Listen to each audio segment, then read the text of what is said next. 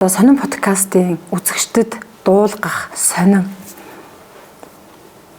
Вау, ямар чи тавирч асуулт л. Сонин сайхан хэм бол одоо 5 сард хамгийн сүүлд бол Канада, Америкаар яваад ирсэн сонин сайхан л байна. Тэгээ энэ зунчин бол ер нь их би нэг хөдөө бол бас харьцангуй яваад идэггүй хөвчлэн гадагшаа явахыг л яагаад ч юм илүү үзээд идэг гэх юм уу. Ер нь бол нөгөө өөрөө нэг хөдөө явахаар жоох юм цутраад идэг байхгүй аюу хэцүү. Наадам дуусаал одоо нөгөө наадмын маргааш намар гихчээр шууд ингээл ажил ингээл оволцдог байхгүй. Тэгэл яг битүү наадмын дараанаас ахуулаад наадмын дараах ажил оролтоос ахуулаад битүүл ер нь үйлчлэгчтэй байлаа. Тэгэл маш олон визний гаралт маш олон гэр бүл одоо гадагшаа аялсан тиймэрхүү түүхээр л одоо 9 сартаа залглоо доо.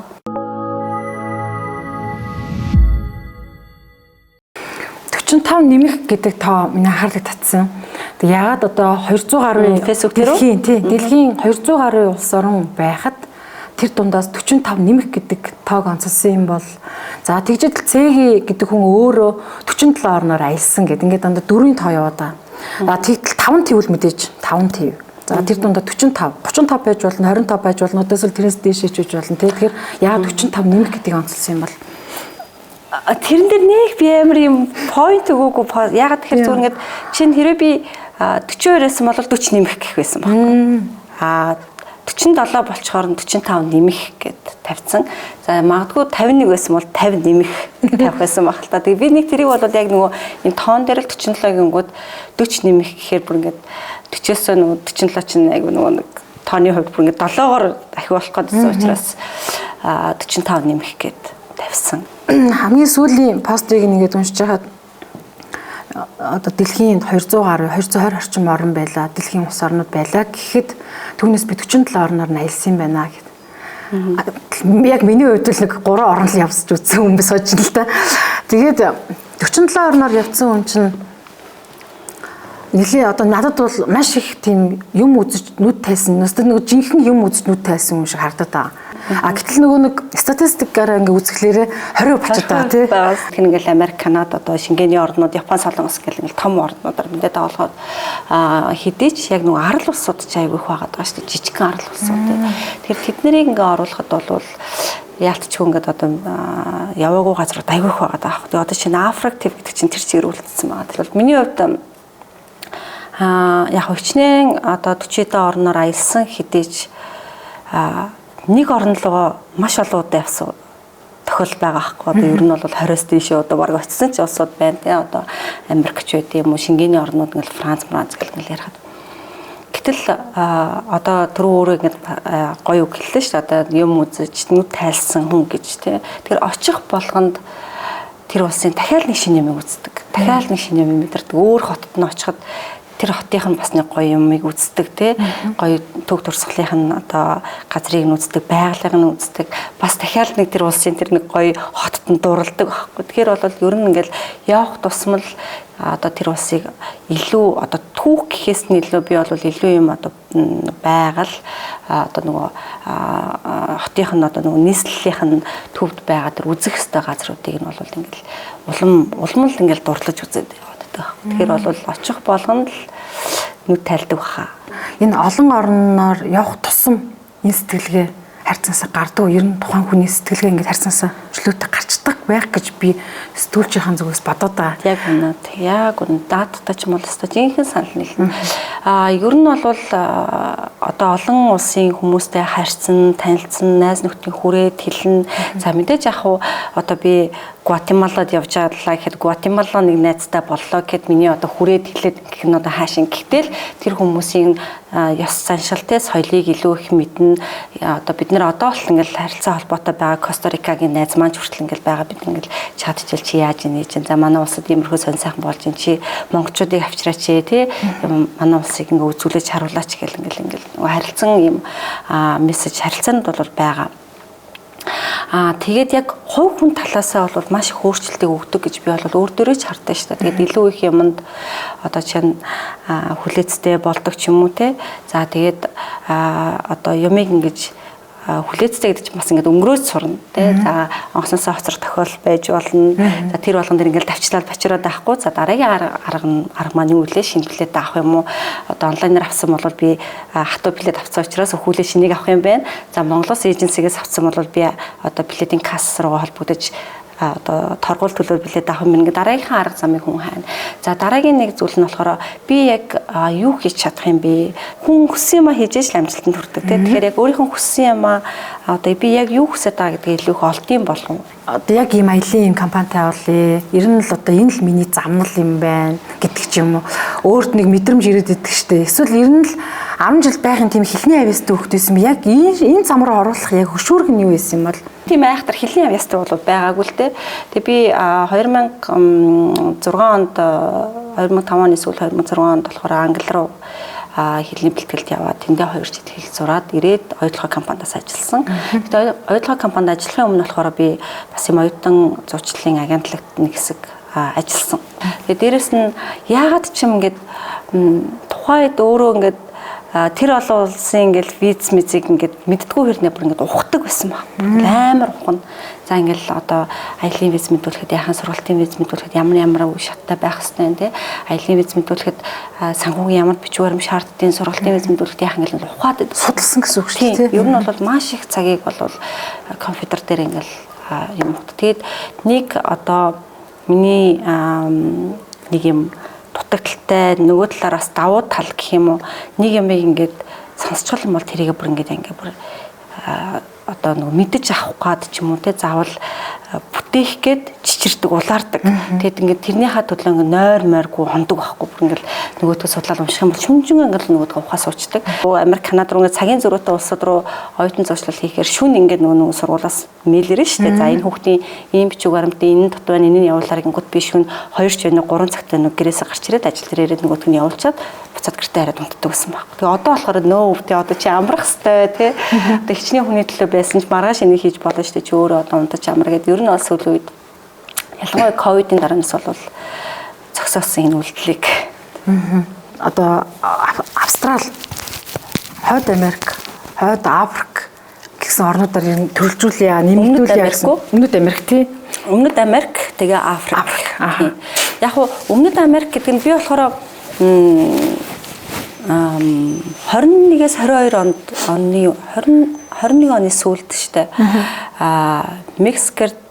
Мексик орчоод Мексикийн Канкун дээр нэг 3-4 хончоод тэгээд цаашгаа ингээд бүр Эквадор явна гэж төлөвлөсөн байхгүй. Тэгсэн чинь Америкаас Мексик нэгсээд явхдаа ингээд ер нь онгоцны air conditioned очоод тэгээд нөгөө халуун газрууд ч бүр нөгөө air conditioning бүр ингээд амар тавьж байгаа байхгүй. Одоо нөгөө Мексикт буугаад хотел руу явхдаа хүртэл таксиэн тэгээд хотелд орсон ирнэ нөгөө air condition бүр амар байнгут шууд нөгөө кондишны ханаа түрээд тэгээ бүр юу тэнд чинь нөгөө цаашаа аялал үргэлжлүүлэх болоод Мексикоос шууд буцаад ирсэн. Тэгээд тэрэндээ бол амар харамсдаг байхгүй. Ер нь бол би 18 онд л нөгөө нэг юуны Латин Америкийн 6 улсаар $500-467 аялж байсан шүү дээ. Тэгээд нөгөө яг тэрнгээрээ төсөөлөд ер нь тооцоолол гаргахад бас ер нь бол айгүй боломжийн байсан байхгүй. Тэгээд явгууд одоо л айгүй харамсдаг. Тэгээд ямар ч зүйл явна гэсэн бодол бол байгаа. За Африк бол бүр ингээд ер нь бол номерт нэгт байгаа. Солонгосын Рейн гэдэг саяхан Монгол тоглолтоо хийгээд буцлаа штэ. Монголчуудын төсөөлөл нь тэр хүнд юм байсан ба. Монголчууд одоо ажилдаа явахдаа морь унжичдгүү. Тэгээ яагаад Монгол улсыг өнөөдөр яг ингээд морьтойгоор нь ингэ төсөөлөд идэгin. Яг үүнээс би улбалаад энэ олон орноор юм үзэж нүд тайсан хүн ер нь ингээл нэг оронд очиход нэг оронд ингээл очиход те Монгол улс гэл ингэхлээр ер нь мэддэггүй. Яг мэддэггүй юм уу? Яг л нөгөө морьтойгоор нь төсөөлөд идэг юм уу? Ер нь үнэн. Одоо би сая хэлсэн тэр Латин Америкийн зарим улсуудаар явхад бол мэдэхгүй байсан. Монгол гэж ингээл Монгол паспорт харчаал энэ Монголия гэл тэр мөрч ингээл гайхаал ингээл хоорондоо гүгэл иммиграшн ажиллаж байгаа хоорондоо ингээд миний паспортыг дамжуулаад те. Мэдхгүй ганц 2 улс бол байсан. Унгагүйгээ татчаа одоо нөгөө гүүгээ саагаал унгаа татчаа зураглал эдгээр чинь дандаа хөдөөний тэм зураглал байгаа даа болохоос хотын яг тэм зураглалууд ер нь хэрэг баргийн байдгүй. За дээрэс нөгөө мэддэг хамгийн том Монголыг мэддэг хамгийн том зүйл чинь нөгөө нэг Чингис хаан шүү дээ тий. Тэгээ Чингис хаан гэдгээр нь бол Чингис хаан штэ тий гэл тэгэл цэнхэр хармаар байна гэсэн хүмүүс айгүй их байдаг штэ гадаадад чинь тий. Тэгэхээр тэрнгээрээ бид нар бас нөгөө илүү нүүдэлчин амьдралаа хүмүүст одоо гадныханд харуулж ийж уулчин бас татах бас бодлого барьдаг гэж магадгүй. Би бол баг тэрэн дээр байх гэж бодож байна. Тэгэхээс одоо жишээ Сөүлд байгаа Нью-Йоркийн иргэнчүүдийн өнөөдөр Улаанбаатар дээр яг юунд enjoy байх үлээ те тэр хөдөө явж нормалтай ойрхон байж ээж Монголын тэр нүүдэлчин амьдралыг үзчихэж бас илүү их одоо жуулчин татах байх гэж би бас нэр дээр нэг юм хэлэхэд би бас ингэж боддог байхгүй одоо энэ ер нь бол сүүлийн хэдэн жил болж байгаа ийшээ тийшээ явах тайлхтаа би тэр улсын хурим оролцмоор санагдаад байгаа үндэстэн болгоны хуримд за тэгэхээр тэндээс ингээд одоо янз бүрийн үндэсний traditional хувцснууд те соёлоодыг тэндээс гоё харах байх гэж хуримнаас хоолных нь бас соёлыг харах байх те тэгээ үндэсний хувцсыг ер нь яаж хөрмөлдөм бэ бас соёлыг харах байх гэж боддог. 11 жилийн хугацаанд одоо ингээл хүмүүст энэ чи баяр баясгал өгж байгаа шүү дээ тий ингээл гадагшаа явуул ер нь бүл хүүхдээ явуулахыг хүсэхгүй одоо эцэг гэж байхгүй өөрөө явна аав ээжийг бас явуулах дуртай хүмүүс идэг тий. Тэгэхээр ингээд хамгийн залуу үйлчлүүлэгч мөн одоо хамгийн ахмад настай үйлчлүүлэгч нь хэдэн настай байсан бэ? Танахаар үйлчлүүлсэн. Тэгээд айл улсууд руу явж ирэн яг өөр санаанд орж байгаа л ярьж болно шүү. Тэгээд тэдээс ингээд яг танд ингээд зориулаад ингээд нэг гоё сэтгэлээс нэг ургаж нэг гоё үг гардаг шүү. Ингээд байлж талархчаа хэлсэн. Тийм одоо бүр ингээд сэтгэлд ингээд байгаад байдаг. Заримдаа ингээд жоох ядархаар тэр үгийг сонсохоор ингээд бүр урам зориг аваад ажил руугаа ирмээр санагддаг ч юм уу тий. 11 жилийн хугацаа гэдэг бол надад бол би ингээд сайн нэг ой болоход бодлоо да айгүй их зүйлийг хийсэн байна. Тэг богино хугацаа биш байна. Гэхдээ энэ хугацаанд миний өөрийн ингээд амар их талархаж байгаа зүйл хэм бол би энэ хугацаанд хүмүүсээс юм муу сэтгэл ч юм уу тийм муухай сэтгэлөрт авч байгаагүй юм байна. Гэтэ авчихсан мэдээж нэг ганц хоёр юм одоо тэгтээ ингээд паблик ингээд зарлж ирсэн юм бол байхгүй яг ингээд яг офис дээр яриад за ингэсэн шүү би ер нь бол ингээд аль болох учраа болоод явсан тийм нэг ганц хоёр кейсүүд бол байгаа. За тэрний мэдээж одоо визний татгалзал авсан ч юм уу ямар нэгэн байдлаар тийм хүмүүс тэгтэл манайх ихэнх нь буюу ер нь бол визний гаралчин бол 90-95% гэхээр бол нэлийн өндөр байхгүй.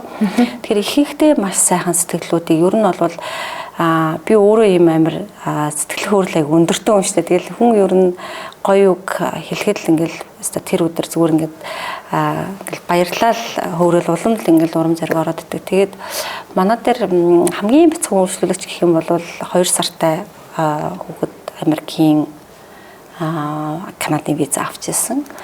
Тэгээд хамгийн өндөр нь гэхээр 73-тай хүн санагдаад 73-тай эмээ Америк руу бас хүүхдүүдтэйгээ уулзаагүй 10 хэдэн жил болсон гэд.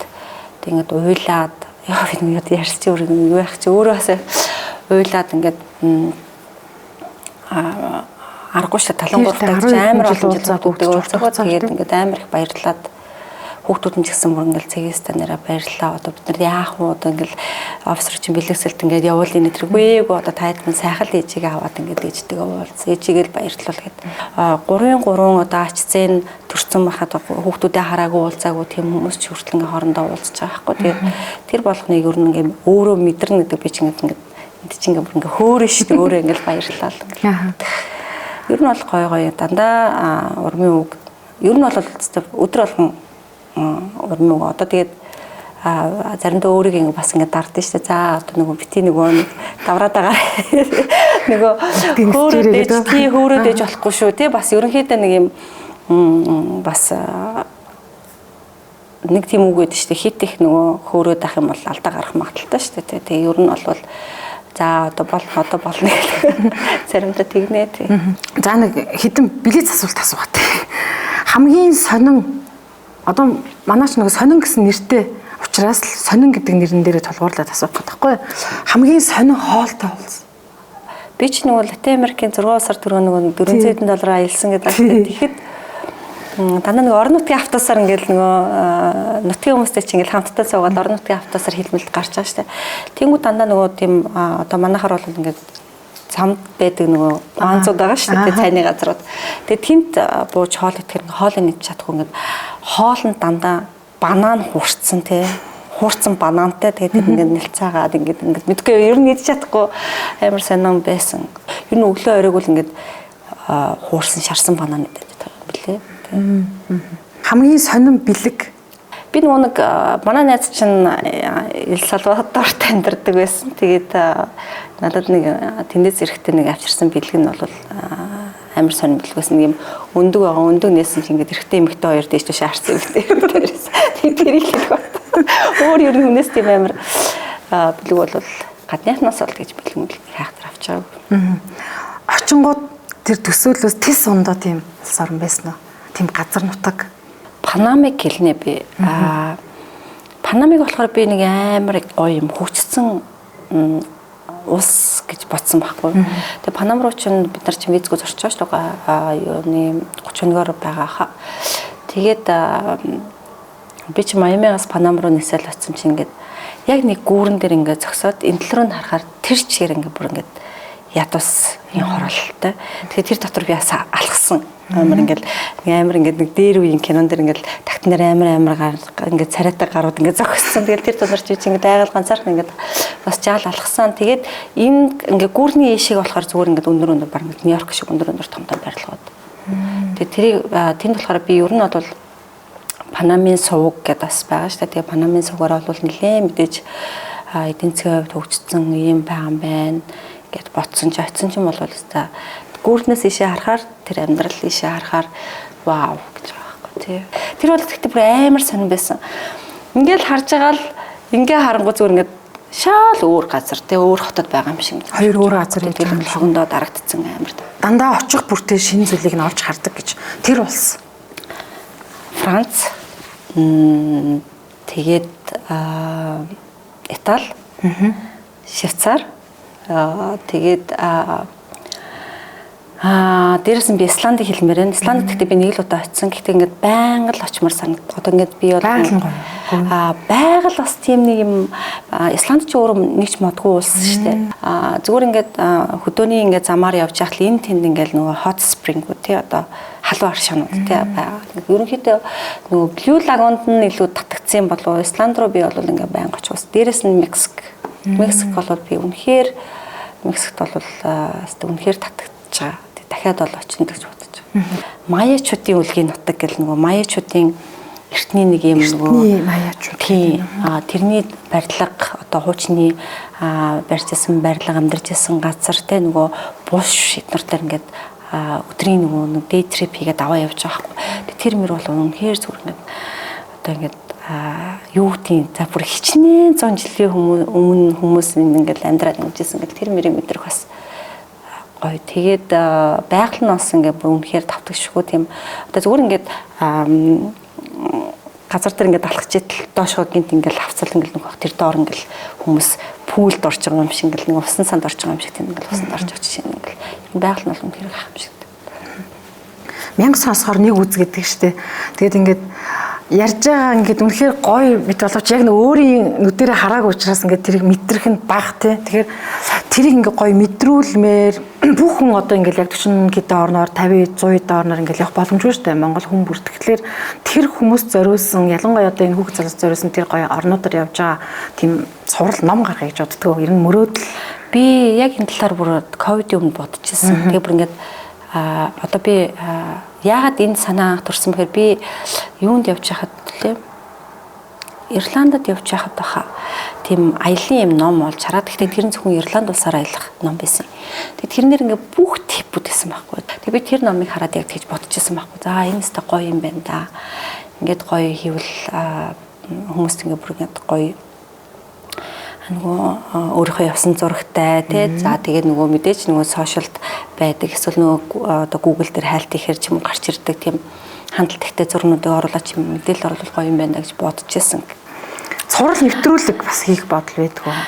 Тэр бол үнэхээр байдаг. Тийм үнэхээр байдаг. Би бүр Туркээс эхлэе гэж маш их боддог. Туркээс эхлээд тэгээ шингэний орнуудаар ингээд гэхдээ би яг боддог юм нь болохоор яг л Парис биш те. Мэдээж Парист үзэхээр Парист бол 7 хоногт ч үзээд дуусахгүй. Тийм их одоо гайхамшигтай хот шүү дээ. Тэгээд Парис гэхгүйгээр Францын өчнөө гоё хотууд байгаа. Тэ өөр тэр гоё жижиг хотуудын тэр гоё. Би сая өнгөрсөн 23 онд бас 22 онд бас явж ирсэн байна. Монсо Мишель гэдэг одоо Парисын бас нэг одоо Францаас ч бараг 300 400 км тавьчихсан баха. Тэгээд тэнд очижсэн тэр бол бас үнэхээр гайхалтай. Тэр тийшээ очих замд явж байгаа тэр жижиг хотуудын гоёыг ингээд амар гоё ахгүй ингээд цомхон, цэвэрхэн тэгээ яг ингээд дээр үеийнхэн барилгаар тий дээр үеийнхэн ядаж үнцний хадгалсан тэр цонхных нь хүрээнд хүртэл яг ингээд дээр үеийнхаар ингээд байгаа тий. Тэр тиймэрхүү газраар би ингээд яваад илүү ингээд үзэх одоо заавал ингээд Парис гэхгүй мэдээж хайрын хот Парис гэдгээр бол очлгүй яах вэ. Гэтэ мэдээж тэрний хажуугаар бас жижиг хотууд юу байгаа л гэдэг. Одоо чинь Итали гэхээр чинь би болохоор дандаа хүмүүс ингээл за нэг сумаар хоёр тулаа бүгдэг чинь Ром, Венец хоёрын хооронд явхад галтэргээр явж болдог. Гэтэ дундаа нэг Пирсат гэдэг байхгүй. Тэгээ Пирсат гэхтээ болохоор тэрийг Писа дээр Писа гэдэг одоо нэг хот байгаа шүү дээ. Одоо нэг Писа ийм дали тавар байгаа шүү дээ Италийн тий. Тэгээд тэрэн дээр ингээд зогсохоор галт тэрэг сонгочих юм бол нэгсэндээ тэн дээр зогсоод нэг 2 цаг буугаад автосан суугаад дали цамхаа үзчихээ буцаад автосандаа суугаад галт тэрэгний буудлын дээр ирээд дараагийн галт тэрэг суугаад Венец ч юм уу орчуулж байгаа байхгүй. Одоо ерөөдөө нэг хотоос нөгөө хот руу явах замдаа зогсоод Писа үзчих юм тий. Тэр иймэрхүү байдлаар ийм нөгөө Венец, Ром хоёроос гадна юм жижиг хотууд юу байгаа вэ те? Тиймэрхүү юм хийгэж боддог. Ер нь сая Олимп боллоо шүү дээ. Тэгээд тэрнээс нөгөө Парисын тэр мэдээж одоо Парис ингээл гайхамшигтай бүгд л мэддэг. Гэхдээ тэр нөгөө нээлтүүдээс бас жоохон шөмжлүүд гарсан тийм бэлгийн цөөнхүүдийг хитэх сурталчилсан ч гэдэг юм нэг иймэрхүү ингээ эсүүд яваад тахлаар Европын орнууд ер нь жоохон тэрлүүгээ хандаад байгаа юм уу? Хүний хандлагыг би асуух гэдэг нь л да. Манайхан ч одоо манай монголчуудын үл ингээл хөгжингөө орн тий хөгжилтэй орнуудын дэргэдвэл бид хөгжилтэй биш байна мэн өөртөө голоод байгаа хэрнээ хүн нь хүнээрээ байна уу? Одоо хүмүүс шөмжлүүлэх бах та. Би бол арай өөр бодолтой. Монголчууд ингээл тоон дотроо буцлаад байгаа байхгүй. Нөгөө тамийн тоон хэвээр явж юу? Хэвээр байгаа. Одоо ингээд зүгээр ингээд харахад сошиалгаар байгаа бусдын амьдралд шууд ороод ингээд доор нь комент өчтдөг те. Тэгэл ингээд хитмийн гараа шеэрлээл эсвэл ингээд ээжгүй хоёрыг хооронд нь ингээд одоо жааж хийгээл шүүгээл те. Ихнэр нөхөр хоёрыг шүүгээл бусдын одоо нөгөө гутлан төлөөж үзээгүй ч гэдэг нэг үг байгаад байдаг те. Тийм одоо үзээгүй ч ингээд хит ордог. Би гадныхны ялангуяа Европынхны тэр нэг юм бие даасан байдал бол би амар дуртай. Монголчууд хүнээрээ байгаа мó гэхээр яг сошиал тарахаар бас гүйл байгаа шүү дээ тий. Яг хүн байна уу гэхээр элдв янзын хараал хэлж ин өөрийнхөө аккаунтаар бичих чадахгүй жиж одоо цэцэг навчилсан зурагтай хүмүүс ингээл хүмүүсийн дор элдвэр нь хүнийг дормжлол хүн тэр сошиал өөрийнхөө аккаунт дээр бүжгэлж гин үү. Тэр хүн тэнд одоо тэгж уур бухимдлаа сошиал бичснээр яг одоо яах гэдэг тэгээд би өөртөө энийг ойлгохгүй. Хүн бол хүн. Тэр хүн Монгол хүн байна уу? Америк хүн байна уу? Солонгос хүн байна уу? Франц хүн байна уу? Хамаагүй хүн л онл хүний эрх гэдэг байдлаараа явж байгаа шүү дээ. Тэгэхээр энэ Монголд ер нь өөрчлөлмөр юм хүний сэтгэлгээ байна уу? Энэ их сошиал энэ их өрсөлдөөн, энэ их шүүмжлэл байна уу? Эсвэл одоо яг юу өөрчлөлмөр санагддаг вэ? Хүмүүс өөрөөсөө хоол яг хов хүнийхээ хандлагыг л өөрчлөл зүг байх. Өөрчлөлтийг өөрөөсөө хийх хэрэгтэй байх гэж боддог. Ер нь бол зам тайхууд тавиад өгчдөг. Одоо та чи гэсэн юм зарчмаараа явуулдаг ч юм уу. За тэгээ сигналтаа болох хэрэгтэй байна те. Дэлгүүрийн зүгээр каснер очирч байгаа хүртэл ингээл чихнээр ирж амьсгалал ингээл тэр мэрийг хүртэл ингээл болмоор байгаа хгүй. Зайта чи жоохон цаашаа зогсож чадахгүй гэл тэгэхээр юу сүртэн чи одоо юу юм уу вэ гэл ингээл үгүй тийм юм мал болчихсон. Энд чинь хүнээс нэг жоохон эн чинь энгийн зүйл шүү дээ. Хүний биеттэй ингээд хитрхи ойртоод ингээд тэгээ би ингээд нөгөө цүнх мөнхөө баг ихээр нөгөө үнийг хулгайч гэж бодох юм уу те. Одоо ингээд эвгүй тэр чи эн чинь биднээс өөртөөс л эхлэх юм байгаа байхгүй. Одоо нөгөө аялал хийдэг хүн чинь онгоцонд орох гэж алдсан чинь те. Одоо төрүүлээс ингээл суух гал ингээл те. Бид тэр хിവэрээ уг нь онгоцонд одоо нэлээд соёлтой хүмүүс ч суумаар юм те. Харьцуу гайв ихтэй байгаа. Тэг байгаа ингээл буух гал одоо ингээд онгоц ингээл дөнгөж газартаа л одоо нэг бүсээ тайлж болно гэсэн сайн гараг бах чинь босоод манайхан ч зүгээр ачаам бачаан галаад. Яах ч юм бэ те. Тэр чинь ингээд нэг сейфти аюулгүй байдал гэж нэг юм байгаа. Бусдын аюулгүй байдлыг бодох хэрэгтэй те. За тэгээ нөгөө бас савл хэвэл уцаа барайл бичлэг гэдэг болсон байна тийм. Мэдээж одоо хоёлаа ингээл хэрэлтэл муудалцаад би ингээл юу л ингээл өөртөө чи хэлнэ шүү дээ. Тэгээ таныг ингээл яг уурлах үед би бичлэг хийгээд эхэлчих жоохгүй тийм. Тэгэл хин бүлийдүүл чинь хин муухагаар хэлүүлж чинь тэгэхээр нөгөө тал байхгүй. Гэтэл би бол цэв цэрхүү үлдчихэж чинь. Тэгэхээр иймэрхүү юмаа болж хэрэгтэй. Тэгээ тэрийг бас ингээд цензуурлээд ингээд нөгөө нэг тэр доор нь нийтлийг баримтлаад байгаа хүмүүс хүртэл ингээд тэрийг хандлагаа өөрчлөх хэрэгтэй. Хүн болгоод ингээд хүүхдээ явуулахыг хүсдэг. Бичиг баримтаа бүрдүүлэхээ ингээд дутуу хийгээд байх юм уу? Нэг өөрсдөөс нь шалтгаалаад байгаа бас нэг зүйлсүүд байгаа шүү дээ, тий. Үнэн нь олон хүмүүст ингээд хандаад үйлчилж яхад. Тэгэхээр энэ тал дээр бол хүүхдүүд ямар алдаа хийж байгаа нэхэр маш оройтж байгаа. Одоо нөгөө өөрийгөө бэлтгэх хугацаа хит оройтж байна гэсэн үг. 12 дугаар ангид доронгууд ерөнхийдөө сургуулиудын аппликейшн одоо ялангуяа тэтгэлийн материалууд хүлээж авч эхэлж байтал хүүхдүүд маань хоцроод байгаа байхгүй. Тэгэхээр энэ дээр мэдээллийг одоо ер нь 10 дугаар анги төгслөө болвол 11 дугаар ангиас эхлээд би ер нь юу бэлтгэх ёстой, ямар шалгалтуудыг өгсөн байх ёстой, одоо хичээлийн дүнгууд маань хэдэн хувиас доошо буухгүй байх ёстой, ямар хэл дээр би цаашдаа сурах юм те тэр хэлээ би одоо тэр хэлнийхээ ямар шалгалтыг өгсөн байх ёстой. Тэгээд жишээ нь би аль улсад сурах юм, ядаж сурах гэж байгаа улсаа судалмаар байгаа байхгүй. Тэгтэл ээж аав нь Америк гэсэн бол Америк л гэдэг. Гэтэл хүүхд дотор бол солонгосыг бодож байгаа ч юм уу те ингээд байгаад шал өөр ингээд ерөнхийдөө ээж аавын бодлууд зөрчилдөд байдаг байхгүй. Тэр хүүхд хамгийн түрүүнд өөрийгөө аягүй сайн бэлтгэх хэрэгтэй байна. За дээрэс нь мэрэгжил сонголт 12 дугаар ангид ороход мэрэгжил сонголтыг хийгээгүй явж байгаа байхгүй. Тэр мэрэгжил сонголтын дээр бол яг би бол яг одоо яг нөгөө мэрэгжил сонголтын дээр зөвлөгөө өгдөг мэрэгжлийн хүн бол би биш. Гэхдээ би болохоор ихэнх эцэгчүүдэд юу гэж зөвлөдөг гэхээр хүүхдийнхээ хүсэл сонирхол дуртай амийг нь үндэслээд одоо Монголд мэрэгжил сонгож байгаа тийм одоо сонгож өгч байгаа тусалж байгаа тийм зөвлөхүүд дээр очиж уулзах хэрэгтэй. Тэрэн дээр нь үндэслээд сонгосон одоо ганцхан мэрэгжил хэлчихгүй шүү дээ. Тэр чинь нэг юм лист гаргаж өгнө те 5-6 мэрэгжил байлаа гэхэд ээж аав нар энэ дээр дэмжлэг болж өгөх хэрэгтэй. Жишээ нь би сурвалжлагч болно гэх юм бол одоо би өнөөдөр чам руу залзаа ашиг минь манай хүүхдийг нэг ажуудаа нэг сар за сурвалжлагч гэдэг чинь нэг ийм ажил байдсан шүү те. Тэгэхээр тэр мэдээлэл олгоод гэх бүх хэрэгтэй.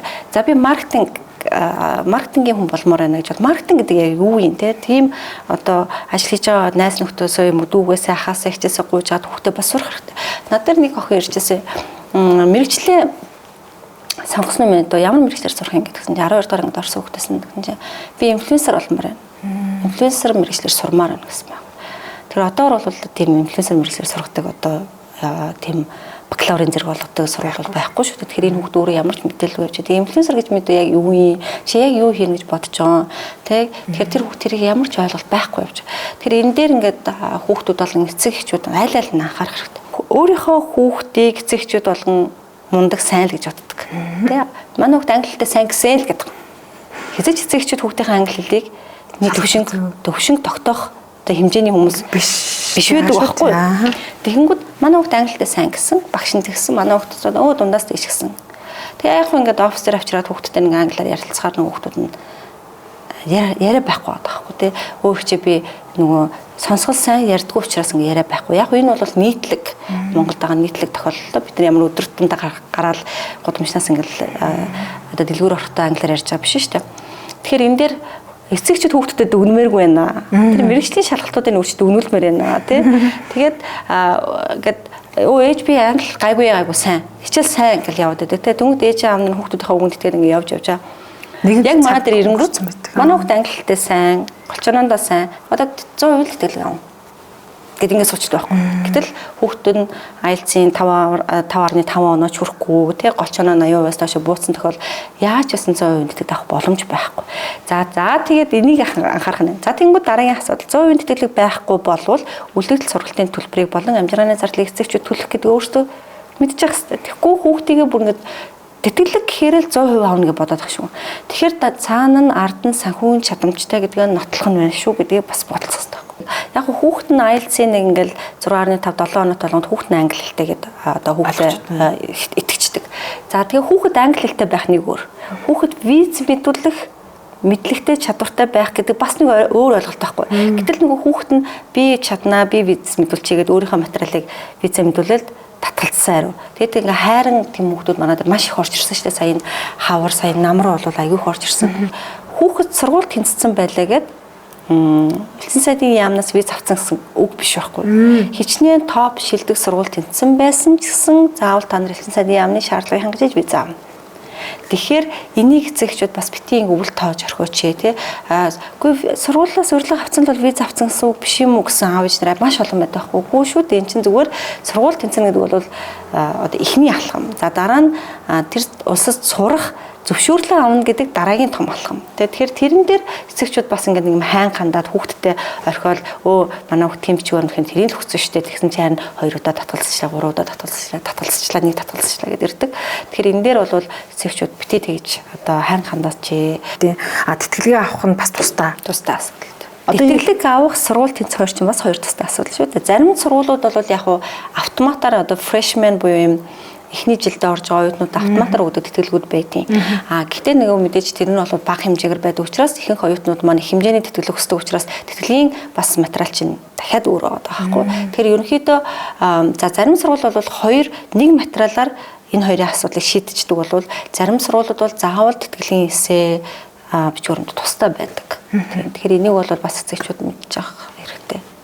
Аялал дээр болохоор манайхан аяллыг хийхдээ болохоор ингээл ер нь гинтл ингээл том улс руу тий Канада руу, Америк руу гэл гинт ингээл том улс руу яриад байдаг. Гинт Солонгос гэл тий элчин сайдын яамдууд ерөнхийдөө юуг голчлон хардаг. Ялангуяа визтэй орнуудын элчин сайдын яамдууд материал хүлээж авахд нэг таны аяллаа тухайг харна. Хоёр таны санхүүгийн чадамжийг хардаг, эргэж ирэх баталгааг харчдаг. Тэгэхээр эхлээд дандаа Азийн визгүй орнуудаас эхэлж байгаа. Тэгээ визтэй орнууд руу ингээд үнэхээр аялах дуртай хүн бол угаасаа тэгэн ш танаас нь бага зардалтай үзэх юм ихтэй газруудаараа ингээд явж байгаа. Дараа нь их зардалтай үзэх юм ихтэй газраараа аялах болох хэрэгтэй. Тэгээ яг энэ талаар ингээд зөвлөхөр хүмүүс чи одоо яхаараа миний виз гарахгүй чи яхаараа шүүгээ суугаад идэв. Ингээд манай зөвлөхөөс сониста нэрээ чи баг өөрөө хаашаа аялсан болоо надад заагаад байгаа ингээд ер зөвлөгөө асууж уурлаад ирж байгаа. Амьдрал бол аялал юм аа гэдэг чинь тэгээд одоо нийт аялахыг хүсэж байгаа хүмүүс одоо мэдээж л төрөвчнөх зүйл нь бас ингээд нөлөөлнө те төрөвчний багтаамж нь. Тэгэхээр тэдгээр хүмүүст ер нь амьдрал аль болох аялж байгаараа гэдэг тийм нэг гоё сегмент өгвөл групп аяллуудын үнийг хараад ингээд вау те одоо нэг Европ руу аялахад 16 17 сая төгрөг гэхээр бид нар чи тавлал болохоор эн чинь бүр 80 90 сая төгрөг болчих юм байна. Гүү шүү дээ эн чинь бид нар зүгээр Монголоос гарахад бид нар Бээжин болтол баг ингээд 200 сая төгрөөр явчих чаас те ер нь бол нэг тэр хавцаа явдсан шүү дээ Бээжин руу. Тэгээ Бээжингээс болоод бид нар аль ч улс руу бол ингээд нисэх хямдхан нисэх боломж бол байгаа онлайн тикетийг аваад нислэгийн тикетнээс одоо билетнээс гадна нэг 1500 евротой нэг 10 хоног бол аялж шүү дээ. Тэгэхээр бол боломж байгаа байхгүй. Гол нь энийгээ бид нэр маш эртнээс төлөвлөөд одоо виза эрт авч иж бид нар бүх юмыг хямдхан захиалах боломж байгаа. Тэгэхгүй өнөөдөр виза авчаа маргааш ирсэн гэх юм бол мэдээж буудлын жүнтэй, нислэгийн жүнтэй болчихно. Тэгэхээр аль болох юмаа эрт төлөв.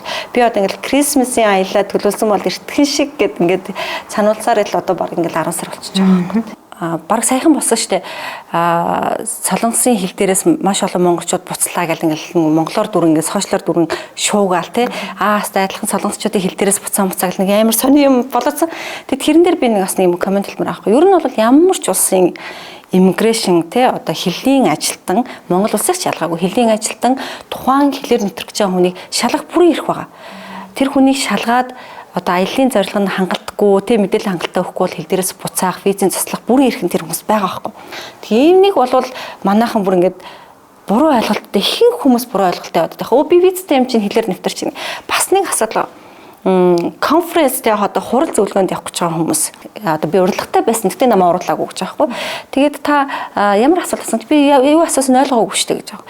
Тэгэхээр чин таныг яаж оруулах юм бэ? Та чинь олон улсын хуралд тэ англи хэл дээр болох гэж байгаа олон улсын эсвэл магадгүй шингэн рүүхэд Франц, Герман хэл дээр болох гэж байгаа хуралдаа орж иж хэлэхгүй байхаар яаж таныг олон улсын хуралд суух гэж ирэх тэр хүн итгэл төрөх юм бэ? Тийм учраас давуу эрхээ ашиглаад тэр хүн визэн туслаад хэл дээрээс буцаах бүрэн ирэх тэр хүмүүс байгаа. За баярлалаа. Тэгээд сонин подкастыг зорж үздэг үзэгчтэй хандаж гоё өрөөлийн нэг сайхан эрэг тийм урам хайрсан үг хэлж өгөөч. Би бол дандаа хэлэх дуртай хүн болгонд боломж байдаг. Тэгээ боломж гэдэг заавал мөнгө эд баялаг биш л дээ. Энэ бол цаг хугацаа одоо юм үзэж харах, найз нөхдөдтэй болох, шинэ найз нөхдөдтэй болох, шинэ орчинд ажиллах тийм ингээ хүн болгонд бол боломж байдаг. хаанч боломж өгдөг. Гэтэ тэр боломжийг та өөрөө атах уу, алдаад тавих уу гэдэг бол таны сонголт. Хит хитэн туулаа хөөжиж 2-3-гаа барьж авч иж хүн илүү их амжилтанд хүрдэг ч юм уу те, илүү их өөрийгөө олж авдаг, илүү их өөрийнхөө дуртай юмаа одоо олчдаг гэх юм уу та тэгдэг болов гэж боддог учраас би бол ерөн зэрэг ингээл аль олзул амжуулахыг бол боддог. Тийм учраас магадгүй яг одоо ингээл аялал хийх дуртай эсвэл ингээд юм ухдаг тэр маань ингээд нэгдээд өнөөдөр би энэ ажлыг хийгээд илүү их олон улс орноор аялсан байх гэж боддог. Тэгэхээр та бүхэндээ бас мөн ялгаагүй хүн болгонд боломж байгаа учраас хүүхэд болгонд боломж байгаа тий. Бүх юмаа ингээд нөө төлөвлөгөөтэй ингээд бэлдээд манайхны нэг алдаа чинь төлөвлөгөө байхгүй учраас ер нь бол тийм төлөвлөгөөтэй явхад бол бүх юм боломжтой байдаг л гэж би хэлмээр байна. За баярлалаа. Тэгээ бүх зүйлднээ сайн сайхныг хүсье. Ажилд нь өндрөөс өндөр амжилт хүсье. Нийт подкастыг хүсчдийнхээ өмнөөс цэгээд дандаа бусдад урам хайрлагч байгаарай гэж хүсье өрөөё. Баярлалаа. Тэгээ үнэхээр гоё одоо подкастт орж оролцсонд маш их баярлалаа. Би ерөнхийдөө нэг аяллаа талаар ярина гэхээр нь аюу дуртай хүлээж авсан байхгүй. Тэгээд маш сайхан ярилцлага боллоо. Өөрийнхөө бас хэлээсэн юмнууд бас зөндөө хэллээ. Гоё асуултууд тавилаа. Маш их баярлалаа. Баярлалаа.